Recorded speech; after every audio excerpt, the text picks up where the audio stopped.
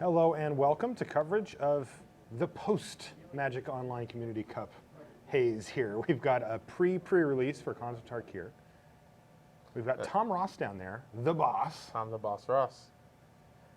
I once play tested with Tom Ross for a pro tour. What's he like? He's great. He's a fantastic human being. It was pro tour Austin, and he ended up playing a mill deck. All right, and here's Erin Campbell.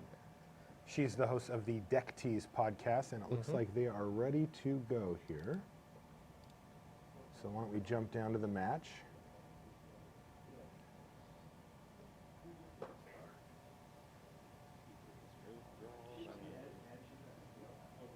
So we have. Wrong. All right. There are two of them going, so.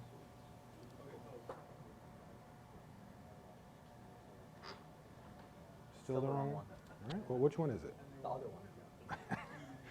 That does not answer my question very well. The other one is, I know it's the other one. All right, looks like we got it up now, Rashad. And looks like they're still in the early stages here. Jeskai Elder for Erin Campbell. That's one of my favorite cards. I think it's sweet. They don't like it. BDM says it's not good. It's a looter. What more could you want? That's kind of what I was thinking. I like how you think, Adam Proza. Yeah, I like all sorts of cards that let you draw a card and then discard a card. Or discard a card, any order. I'll take the red ones too. You'll rummage, you'll loot. And this one even lets you attack while you do it. Pretty nice. All right, so Tom. And it's going to get a debilitating injury. He's seen enough. No looting this game. Although Erin has just drawn her second Ice Feather Aven. How does she get so lucky? Yeah, Ice Feather Aven is one of the strongest morphs. It's a front runner for my favorite. Yeah. So it is reminiscent of Echo Tracer. It's 2/2. This one has flying, and you pay one green blue. Here, go ahead. We can't do that. Yeah, to go flip ahead. it up to bounce another creature. Yeah, I love Can't- that card. Can't bounce itself, but Yeah, you can't have it all, I suppose. yeah. So what do you like here? Play a Soul Type banner, flip the Ice Dad, play another one. You have a lot of options. There's a lot of decisions you can make here. I'd be okay with bouncing it, playing your second Ice Feather Aven face down, but I decided to go with a straightforward play of get some tempo and get my beats in and clear your board. Which I think it was Sidisi's pet. Well done. Yeah, Sidisi's pet is just a 1/4 lifelink with morph. So this goes along the lines like this is not going to trade or eat your creature because it only has 1 power. But Tom's gonna go face up, up. not with morph this time. So just a 4-mana 1/4 lifelink. And She can starting actually- to get a bit flooded, but she can can play play the- both of her Yeah, spells. play the banner and the Ice Feather Aven face down. Yeah, and then so she gets to play both the banner and the Aven. Plus next turn she can just cash in the banner for a fresh card if she hasn't drawn another spell. Yep.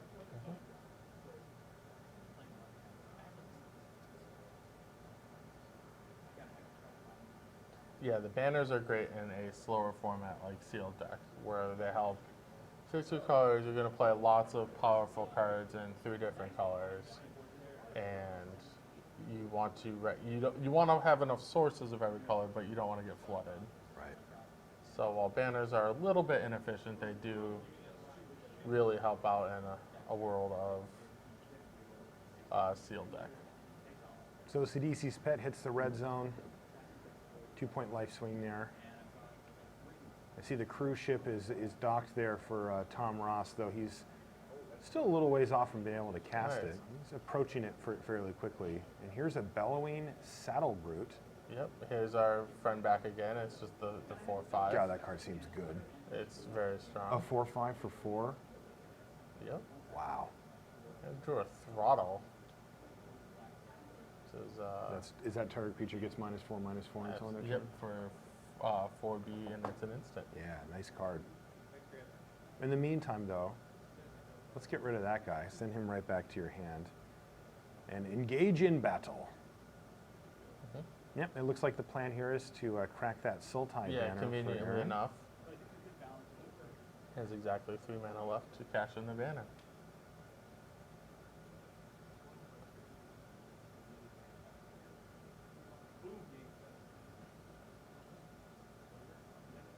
So Tom has a bunch of options. A lot of his issues are that he can't do multiple things in one turn that affect the board.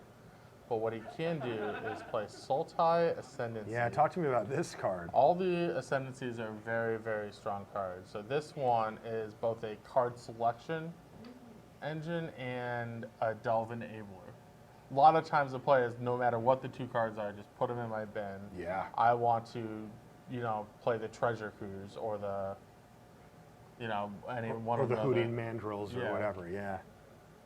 I like this. I like where this is going for Tom Ross. Now, what did Aaron just draw, though? She has... A Rite of the Serpent. And It's what does a that do? 4 BB sorcery. Okay. Destroy target creature. I like this. If it had a +1/+1 counter, say Outlasted, Uh-huh. you get a snake for your troubles, a 1/1 snake. Okay, so just a small upside there, but basically it's a big sorcery speed removal spell. Yep. Now Erin's decided though that she does not want to kill anything on the board as she's got the advantage in the air anyway. She also and can decided leave not up to cash in the throttle banner. and she's got throttle and Sultai banner available, so she can draw a card or kill something if she finds the need. This makes sense. I like it. Ross is chipping away at Aaron's life total, but not in a meaningful way. And it looks like Aaron's going to use the throttle on the CDC's pet here. Oh, not on the There's CDC's the pet. Smoke Teller. Now that's interesting. Just a 2/2. Let it live, right? Who cares? Depends on what kind of game Aaron wants to play. I think she wants to play the game where she attacks with those Ice Feather Avens until her opponent dies. All right, All what right, is so what this is Ross up to here? Is this Hooting Mandrills? Oh man, this is going to get out of hand. And once he gets all the way down on cards, he's going to be able to Treasure Cruise to just reload again as well. Ooh, my favorite card, the Crippling Chill. Oh, I like that one. Yeah, it's a This is a reprint, right? yeah, reprint from Avacyn Restored. Yeah, I remember it. Yeah, 2 and a blue instant, tap target creature. It doesn't untap during its controller's next untap step, and you get to draw a card. Gotta love that. Drawing cards is great. So Aaron is continuing the beatdown plan here. She can take another hit from Sidisi's pet and still have the same clock. So she might want to lock down the mandrills here. What is this, upkeep? Okay, we'll do it during the upkeep. Lock down the mandrills. So the rest of this turn is Aaron cracking that Sultai banner, right? Cash that thing in. Potentially. And what else is it doing at this point? Yeah. Ooh. What did he draw? Necropolis Fiend. Is that the one that I saw at the Magic Party that had, it was like a big card It's- version? Is it it's a like a hu- Delve black 6 or something like that? Yeah, 7, but it is a huge flyer and it could start killing 1,000 Winds. So just your regular Mahamoti Jin with morph, Oh, nice. a huge morph trigger. Does it do something when it turns face up? Yes, so when 1,000 Winds is turned face up, you return all other tapped creatures. Oh my goodness. Wow, that's a nice bomb rare. Wow, I really like that one. Yeah, Yeah, Tom not interested in bouncing the Avens back to her hand, so plays it face up, but runs it into the removal spell. No blocking for you. Rite of the Serpent can still kill any creature. Unfortunately for Aaron, Tom's gonna have There's more another flyers where that huge one came from? flyer to Yeah, that one was replace. bait, I think. Wow. Yeah. My test spell is a Mahamodi Jin. Yeah.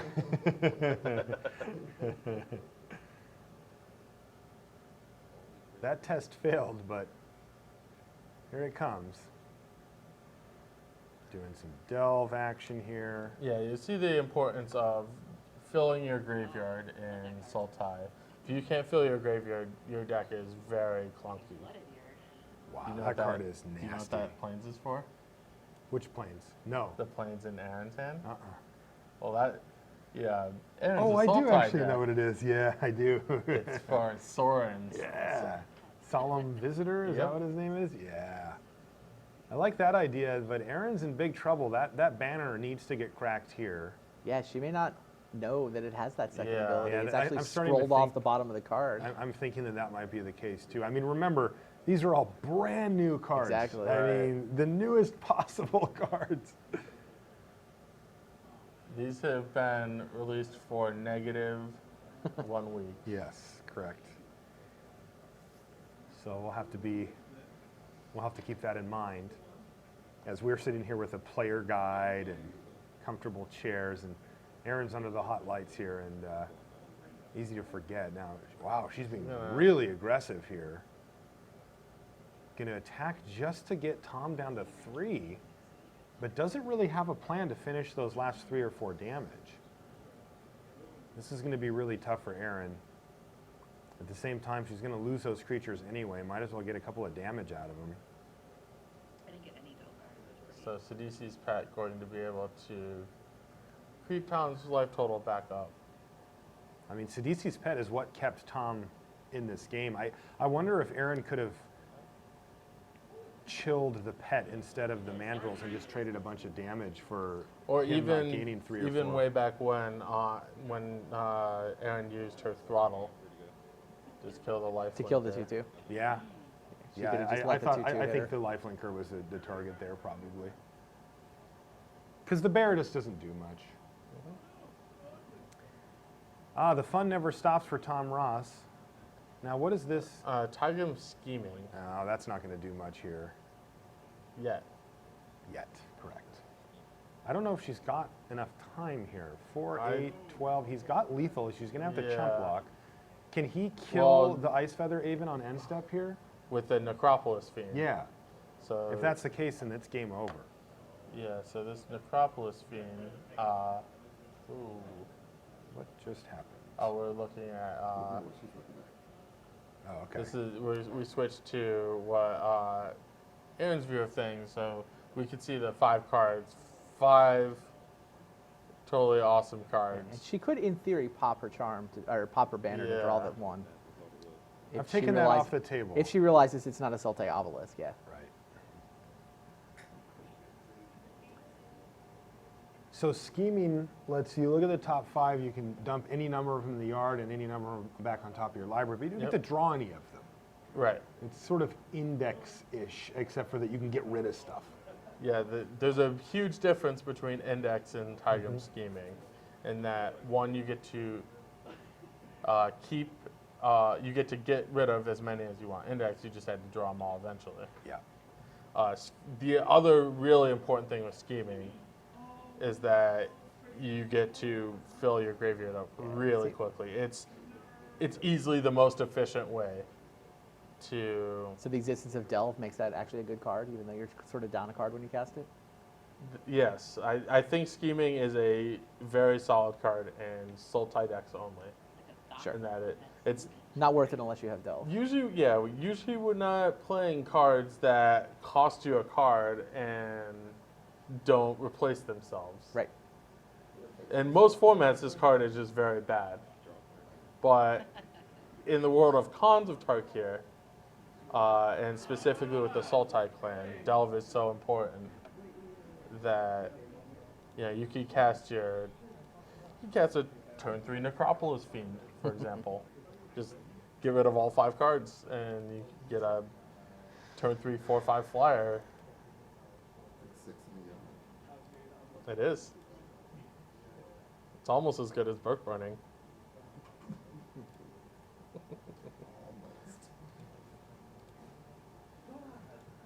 All right, so players are taking a look at their sideboards here. Randy, this is normally when I'd ask you what else is going on, but we're doing it one match at a time, so Well, there's some side drafts going on. Yeah. Probably. Rashad thinks there might be side drafts happening, but I don't know. No. So getting into the Community Cup means not only do you get this tournament, but there, you get to side draft too? Can I side draft? Oh man. Did I get a queue set up on this private environment? Can I get in the Wait, queue? I have a computer in front of me. Like, this is dangerous. I will join Sorry, that sorry. queue. Nothing to see here. Move along. No, Marshall, Muscle no. reflex. I had no choice. Yeah, I see. Is that Bear in the queue? Matt, I think that bear is Matt Tabak. Not that bear. Are you talking about the panda or the panda. that? Is it true that Matt Tabak posed for all of the bear art in Khans of Tarkir? That is not true. Only some. of it. Our wonderful artists made their own renditions. But they weren't based off of Matt Tabak inspired artwork. All right, looks like we're ready to go.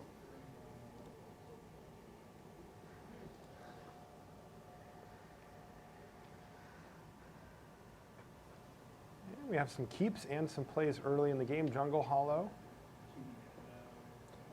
Wow, Anne's got one of the bombers of her own. What does she have? What is She it? has Sagu Mauler. What does that do? I which see the is- words trample and hexproof, which is a What good you don't start. see is 6/6, Whoa! and it also has morph. Really? Yeah, What's its so, morph cost? 3 UG, so 5 mana. Wow. What a beating. Yeah. It's like Simic Sky Swallower, but with a discount. yeah. And Yeah. upgraded from Exactly. Shroud to Hex. Hexproof. No flying though, right? No flying. But trample's good enough. At least they get a chance to like quadruple block, right? I like that card. That is cool. She's not going to morph the Mauler this turn. She's going to go with her 0/5 Flying Defender morph. I like that. Run that one out in case he just peels it off again. Remember, he had that injury card, whatever. In fact, it looks like he Absolutely. has it this time too.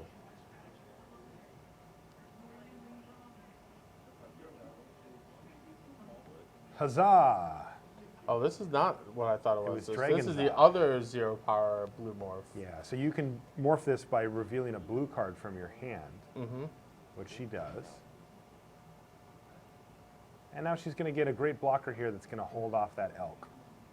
I show you one of my cards, and you got to show me all your cards. That's a trade we're doing here. Okay.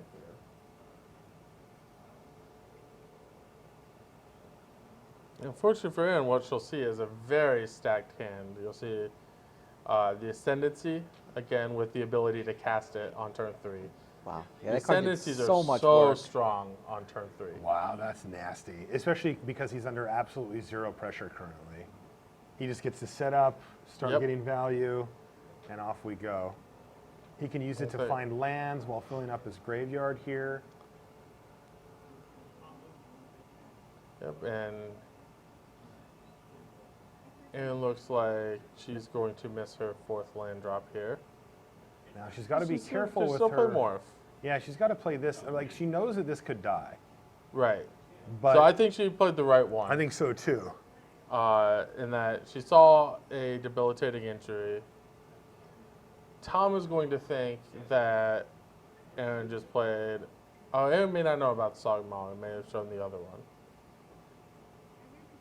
But you definitely don't want to lead with your bomb morph if you know your opponent has a removal spell. Right. So Tom doesn't have his 4th land yet, but he does have his Sultai Ascendancy to help him find it. This looks like a raid trigger here, as this attack Yep. probably isn't going anywhere. The difference between Bloodthirst and Raid, it's Yes. very real. And Bloodthirst is often you have to be ahead to get, whereas Raid is much, much, much easier to. Yeah, Randy said he called it trivial earlier. It's just if Yeah. you want raid, you can get it.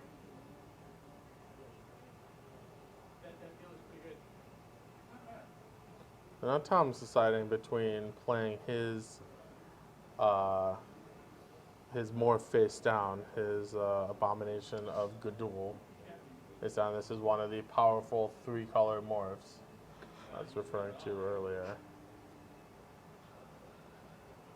All right, so Aaron successfully baited out that debilitating injury from Tom, and he's got double Highland Gain. But Game. yeah, ooh, Heyo. can't cast it yet, but that could come in handy. Soren Solemn Visitor has arrived, though for now I think that she doesn't have any other play It's here not but to arrived play the yet. morph. Yeah, he's in hand. He's ready to go. 1 planes away. Keep in mind that Aaron is splashing for this Soren, so not a lot of white sources. In the deck. And the opulent palace there, that's the Sultai land. That's not the Yes, that is. Abzan land. Okay. Sandstep Citadel is the Abzan land. Okay. Yeah, there we go. Tom Ross continues his battles, and Aaron has shown, no, I'm going to protect this morph. I'd rather take 2 damage here.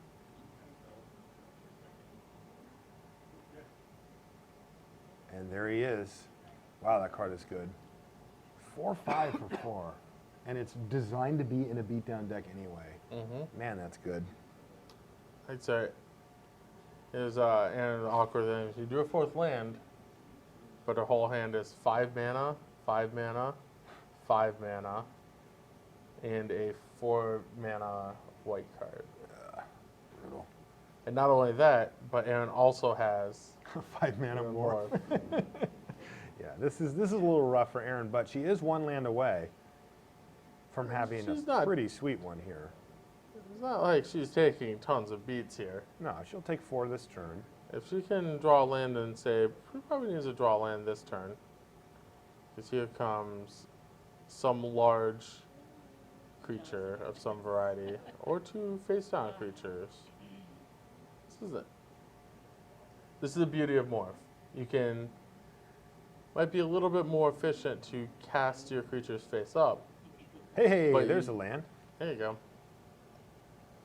Wow, this changes things for sure now. This is going to be interesting if you're in Tom Ross's seat, right? Like if Aaron just passes a turn, you have to be pretty scared of a lot of different things here, right? Absolutely.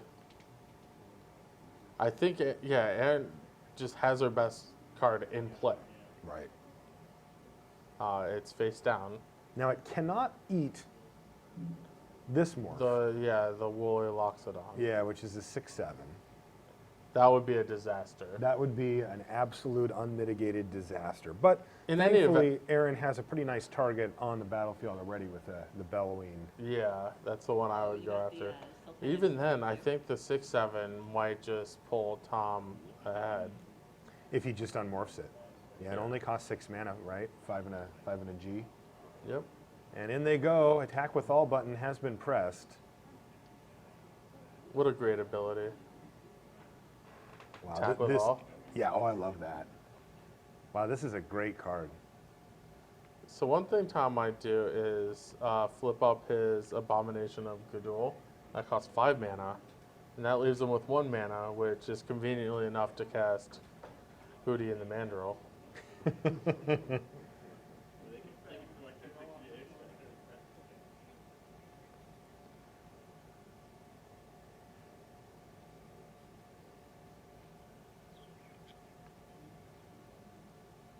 So Tom Ross on a dedicated beatdown plan here, as Aaron is a bit of a victim of her mana curve with 5/5 drops and even a 5-drop morph on the battlefield, and then a splashed card that she can't currently play, and has really fallen behind on tempo as Tom Ross has been able to essentially just empty out his whole hand here, leaving Aaron with 4 really solid spells, but they're all stranded in hand.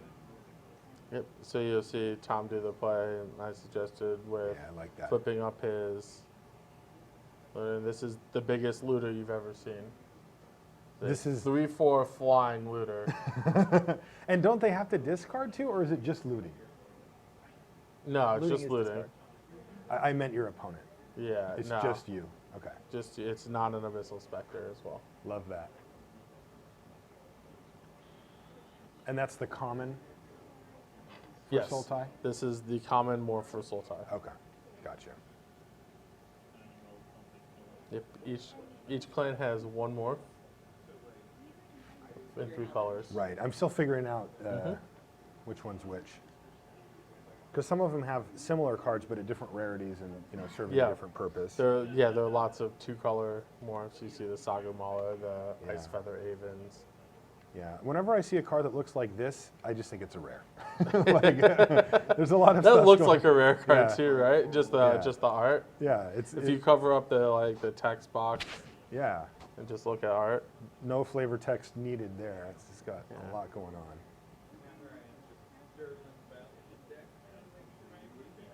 And Tom's just dumping cards into his graveyard with his Sultai Ascendancy. Yeah, I think but he. the name of the game here is Engage in Battle.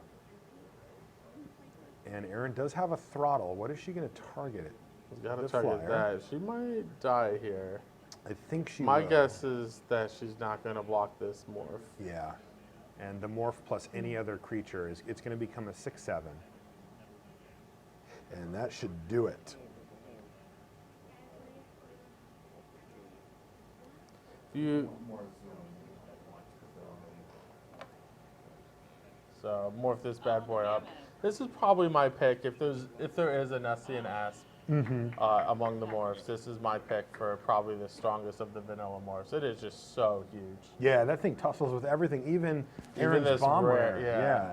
yeah. It's like, Tom's common beat up on Aaron's rare. Yeah. All right, so Tom Ross is our victor. He will move into the semifinals. He's going to be facing Bjorn Andreasen. That won't be for a little while, though. We still get to watch Sean Day 9 Plot play against Mariah Pagliacco, and we're also going to Hashtag see Team